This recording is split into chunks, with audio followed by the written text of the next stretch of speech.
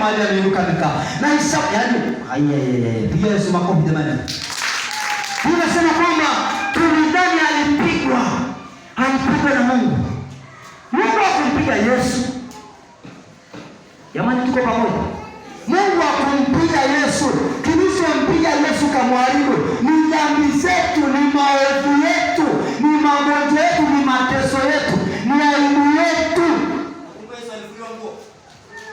Unakumbuka? Unakumbuka jamani? Tena mwanamume mzima njia panda. Hakuwa mtoto mzuri. Alikuwa mtu mzima wa miaka 33.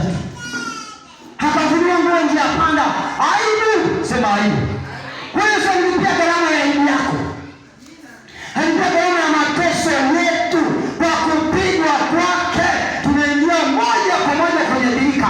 Tunapata uzima katika jina la Yesu. Kama unanielewa punga mkono wako, kama unanielewa. Nasema hivi ndugu zangu. Haitakikani na si halali. Zamani kungekuwa hakuna uponyaji, lakini Yesu alifufuka si kama manabii wengine. Si kama manabii wengine.